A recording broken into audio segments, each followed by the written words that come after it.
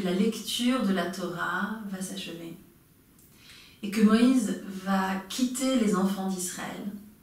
C'est un temps particulier qui s'arrête et un nouveau temps qui commence. Alors que Moïse est éphémère, comme chacun d'entre nous, l'espoir de la continuité de l'alliance, d'une alliance éternelle, est mis en place dans notre paracha Ha'azinu. Qu'est-ce qui peut garantir la continuité de l'alliance? Et on va voir que ça rejoint une autre question qui est qu'est-ce qui peut garantir la continuité du monde? Car la continuité de l'alliance, pour notre paracha, est exprimée à travers cette magnifique poésie que Moïse adresse non pas aux enfants d'Israël, mais au cosmos.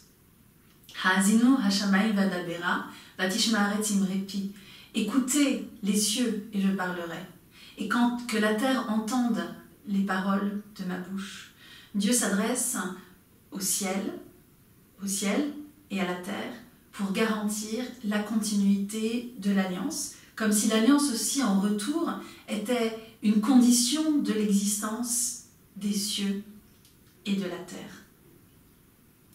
Cette poésie va marquer la continuité au fil de l'histoire, en faisant appel à des éléments qui dépassent la vie humaine. Moïse va nous quitter, mais l'alliance va continuer. À travers les mots qui sont utilisés dans cette magnifique poésie, on voit des éléments qui font une association très forte entre l'intérieur et l'extérieur, entre notre sentiment de faire partie d'un peuple et entre une réalité qui nous dépasse. Ha'azinu, écoutez, ça rejoint le mot ozen, c'est l'oreille.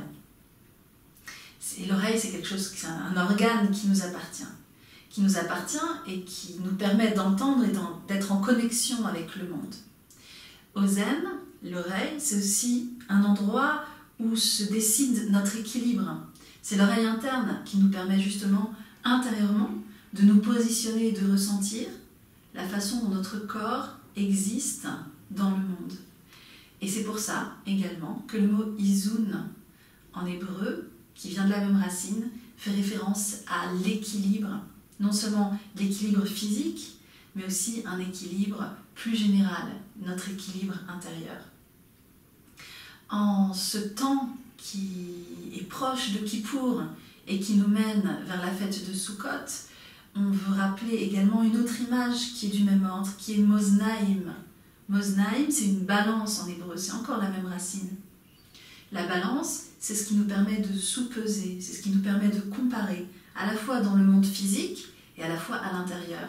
Et vous connaissez ce midrash, cette image merveilleuse où on raconte que c'est comme si il faut considérer que toutes nos actions sont comme dans les balances, comme dans les plateaux d'une balance et sont équilibrées, de telle sorte que nous avons autant de mérite que d'erreurs à notre actif et que chacun de nos actes compte en cette période particulière de recommencement. Alors, puisqu'on est dans le ciel, la terre, ces choses qui nous dépassent et ces choses, et en même temps notre sentiment intime et notre désir intime de contribuer à des valeurs éternelles, on veut se rappeler également et avoir en tête cette image qui est celle de la conscience, qu'on dit en hébreu matzpun, et qui est aussi celle d'une boussole qu'on nomme matzpen en hébreu. Encore une fois, notre boussole intérieure, notre boussole qui s'oriente aussi vis-à-vis des autres et vis-à-vis du cosmos à travers une définition du nord magnétique. Et que les cieux écoutent la parole de ma bouche, que la terre entende mes paroles. On parle du ciel et de la terre en cette fin de lecture du livre de la Torah. Et ça nous renvoie immédiatement au recommencement du cycle, à Bereshit. Au commencement, Dieu créa les cieux et la terre. On a cette image qui fait le lien entre la fin du cycle et son recommencement. De la même façon que dès qu'on aura fini la lecture de la Torah, on la recommencera. Alors, qu'est-ce qui fait la continuité de l'Alliance?